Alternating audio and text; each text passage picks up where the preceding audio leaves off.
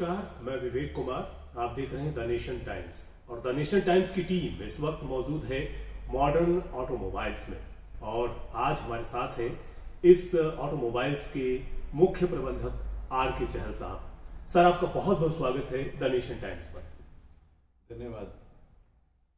सबसे पहले हम आपसे जानना चाहेंगे, आप अपने इस मॉडर्न ऑटोमोबाइल्स के बारे में हमारे तमाम दर्शकों को क्या कुछ कहना चाहेंगे? आप क्या बताना चाहेंगे?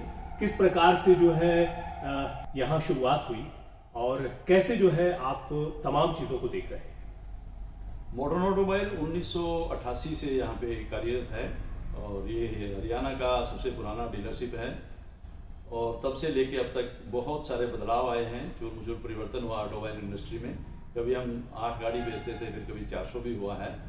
मेरे संदेश ये है कि जो भी गाड़ी खरीद रहा है या जो भी गाड़ी चला रहा है जी, वो रोड सेफ्टी के ऊपर और रोड के जो कानून कायदे हैं उनको बिल्कुल सही तरीके से पालन करें ताकि दूसरों को असुविधा ना हो और जान माल का रख रखाव और बचाव हो। चहल साहब, मारुति की एक बात की जाए तो पूरे देश में जो है ये एक ऐसा ब्रांड है जिसको लेकर के लोगों में बड़ा विश्वास है और सेल भी बहुत होती है। क्या खास बात है मारुति में? आप मुख्य प्रबंधक के तौर पर बहुत लंबे अरसे से जो है इस ब्रांड को देख रहे हैं, आप इस क्षेत्र में हैं। हमारे तमाम दर्शकों को बताएं कि मारुति की क्या विशेषता है कि जो तमाम लोगों की पहली पसंद बनी हुई है। अभी आपने 14 दिसंबर को 37 साल हो गए मारुति को जी। 14 दिसंबर 1983 को इंदिरा गांधी जी ने सरदार जी हरपाल सिंह जी को पहली गाड़ी दी थी और तब से लेके अब तक मारुति ने बहुत लंबा 37 साल का पीरियड ट्रेवल किया है। उस पीरियड में मारुति ने एक मारुति 800 गाड़ी आई थी जो कि कभी अल्टो के नाम से जापान में जानी जाती थी और आज 14-15 मॉडल चल रहे हैं जी। लोगों का जनजीवन में काफी बदलाव लाई है मारुति और लोगों को मोबिलिटी दी है और अच्छे किफायती दामों पर और बहुत ही फ्यूल इकोनॉमिक गाड़ियां मारुति ने दी हैं और सरकारी, चाहे आर्मी हो, नेवी हो, पुलिस हो, कहीं भी है, आपको जिप्सी भी आपको देखा होगा कि बहुत ज्यादा रही है इनमें जी। तो हर एक क्षेत्र में मारुति ने अपनी पहचान बनाई और अच्छा योगदान दिया है देश की डेवलपमेंट में भी, मोबिलिटी में भी, ट्रांसपोर्टेशन में भी। और हम चाहते हैं कि ये मारुति ऐसे ही देश की प्रगति में योगदान देती रहे और लोगों को सुख सुविधाएं दे। बिल्कुल, जिस प्रकार से दौर बदला, दौर के साथ साथ जो है मारुति भी अपने आप को बदलती रही, जमाने के साथ चलती रही, इसीलिए आज पहली पसंद है तमाम ग्राहकों की। चहल साहब, हम ये भी जानना चाहेंगे, हमारे तमाम जो दर्शक देख रहे हैं उनमें एक जिज्ञासा ये रहती है कि यदि एक मन बना रहे हैं कि भाई एक गाड़ी लेनी है तो जब शोरूम में जाते हैं या कौन सी गाड़ी लेनी है, किस प्रकार की तमाम चीजें उसमें जो है विशेष रूप से हमें देखनी चाहिए, ये भी हमारे तमाम दर्शकों को बताएं आप। सबसे पहले हमारे पास सबसे छोटी गाड़ी है मारुति आल्टो जी, जो कि बहुत ही फ्यूल एफिशिएंट और बहुत कम दाम पे है और हर एक आदमी के पहुंच में है। वो जो मोटरसाइकिल ले सकता है वो मारुति आल्टो भी ले सकता है। उसके बाद हमारे पास कार्गो, इको जो विकर सेक्शन है उनके लिए है, फिर हमारे पास सुपर कैरी है, फिर हमारे पास ब्रेजा है, एस क्रॉस है, बेलेनो है।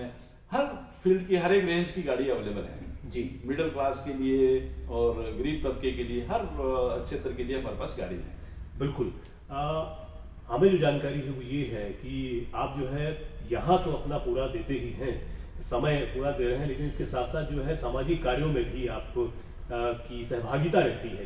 किस प्रकार के सामाजिक कार्य आप करते रहे हैं वो भी हमारे तमाम दर्शकों को बताएं। हाँ, यहाँ 9 से 7 बजे तक, 7:30 बजे तक ड्यूटी रहती है, लेकिन इससे पहले मैं सुबह काफ़ी सालों से, तकरीबन 40 साल से सुबह 4:50 पे उठता हूँ और उसके बाद अपना फिजिकल एक्सरसाइज करने के बाद और ख़ास करके रविवार को हम लोग गलियों में, सड़क के ऊपर जो पेड़ लगाने में, उनको पानी देने में या कुछ सफाई करने में, पब्लिक को रोड की सेफ्टी के बारे में और या फिर कुछ और दूसरे NGOs के साथ मिल करके इस तरीके से हम लोग समाज के अंदर कुछ ना कुछ जागरूकता लाते रहते हैं। साइकिलिंग के प्रति भी आपका बड़ा अच्छा रुझान देखने को मिलता है। ये शुरुआत किस प्रकार से हुई है और कब से आप जो है साइकिलिंग करते रहे हैं?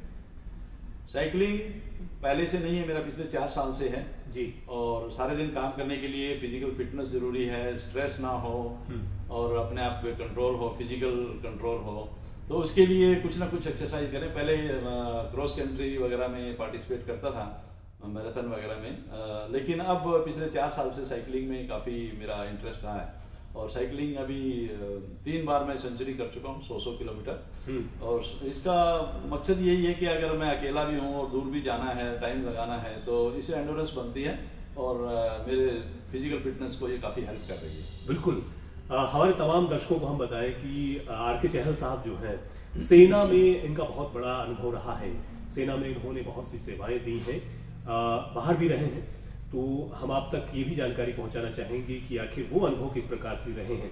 चहल साहब, सेना की यादें किस प्रकार की हैं, किस प्रकार से आपका जाना हुआ सेना में, और वहाँ के जो पहलू आपको याद आते हैं वो भी बताएं। सेना मेरे खून में है। हमारे दादाजी ने भी काफ़ी बड़ा बलिदान दिया था 1947 में जी। फिर हमारे पिताजी सेना में थे और सेकंड वर्ल्ड वार में इराक बसरा में रहे वो, फिर उसके बाद यमन गए, फिर रंगून गए। तो सेकंड वर्ल्ड वार वेटरन थे हमारे पिताजी, और ब्रदर भी कर्नल हैं और एक ब्रदर बीएसएफ में हैं। तो हमारा पूरा परिवार सेना में है। अगर मैं जो कुछ भी हूँ सेना की वजह से हूँ। नौसेना में रहने के कारण मैं कभी समुद्र नहीं देखा था हमारे परिवार ने, तो मैं समुद्री विशाखापट्टनम, पोर्ट ब्लेयर, बॉम्बे, कोचीन समुद्री एरिया में रहा। तो बड़ा अजीब सा लगा कि हम समुद्र के नजदीक पहुंच गए हैं। और नेवी ने जो कुछ बनाया मेरे को नेवी ने बनाया, और नेवी ने मेरी मेहनत को देखते हुए chief of naval staff 2 bar commendation दिया और मेरे को 2 बार विदेश भेजा। एक बार शिप लाने के लिए और दूसरी बार मैं 4 साल एम्बेसी में रहा, embassy of India Moscow USSR. उसके बाद यूएसएसआर से वो रशिया बना।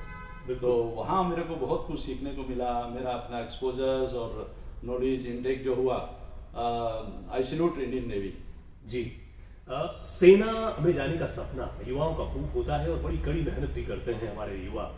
आपका इतना लंबा अनुभव रहा है, आपने सेना को बड़ी करीब से न केवल देखा है, आपने सेवाएं भी दी हैं। तो हमारे तमाम जो युवा हैं जो इस क्षेत्र में जाना चाह रहे हैं या तैयारी कर रहे हैं, उन्हें आप किस प्रकार का मैसेज देना चाहेंगे, उनका मार्गदर्शन आप किस प्रकार से करेंगे? सेना का सबसे ज़्यादा बेनिफिट ये है कि एक तो आपको डिसिप्लिन सीखने को मिल रहा है, दूसरा आपको सबसे महत्वपूर्ण योगदान ये है कि देश में अगर डिसिप्लिन है हर एक आदमी में तो देश अपने आप तरक्की करेगा और ईमानदारी रहेगी, और ईमानदारी के साथ साथ नेशनलिटी आएगी, और नेशनलिटी आएगी तो डेफिनेटली देश में तरक्की भी आएगी। जी। तो मेरा उम्मीद है कि जितने भी हमारे नौजवान हैं अगर फौज में ना जा पाए तो पैरामिलिट्री फोर्सेज या कहीं थोड़े दिन के लिए कम से कम सेवा अनिवार्य कर दी जाए तो हर एक आदमी को कुछ डिसिप्लिन सीखने को मिलेगा। बिल्कुल। हम लोग मॉडर्न ऑटोमोबाइल्स में बैठे हुए हैं और आप लंबे अरसे से यहाँ सेवाएं भी दे रहे हैं, इसका सारा प्रबंधन का क्षेत्र आप देख रहे हैं। हम ये भी जानना चाहेंगे कि नए वर्ष में क्या कुछ नई सौगातें हमारे तमाम जो दूसरे ग्राहक हैं जो मारुति में इंटरेस्ट रखते हैं, क्या कुछ नई सौगातें, कुछ नए बदलाव भी आ रहे हैं? सर्विस सेक्टर में हर एक सेक्टर में ही चेंजेज आ रहे हैं। सर्विस प्रोवाइडर्स को बहुत ज़्यादा मेहनत करनी पड़ रही है जी। और कस्टमर भी बहुत जागरूक हो रहे हैं और हर तरीके से बेनिफिट्स पहले से अच्छे प्रोडक्ट मिल रहे हैं, अच्छी सेवाएं मिल रही हैं, जागरूकता आ रही है।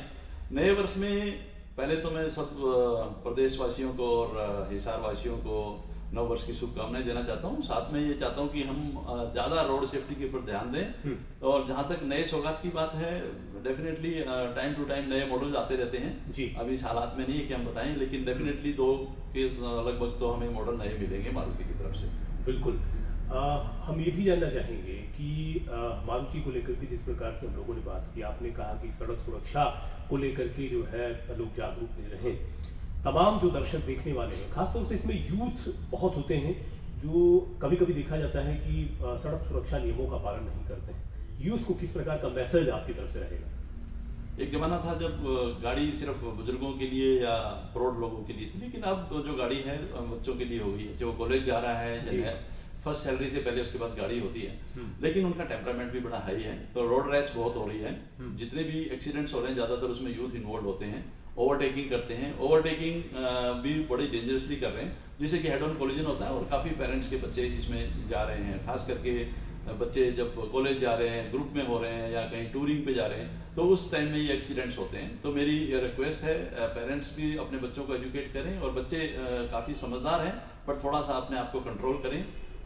थ्रिल जो ड्राइव हो रही है वो बड़े रिस्की है और रोड बड़े अच्छे हो गए हैं, गाड़ियों का पिकअप बहुत अच्छा हो गया है, बट उसके साथ साथ आदमी को थोड़ा सा रोड सेफ्टी के ऊपर ज़्यादा ध्यान देंगे तो ये हमारे रोड एक्सीडेंट्स हैं वो उनके ऊपर कंट्रोल किया जा सकता है।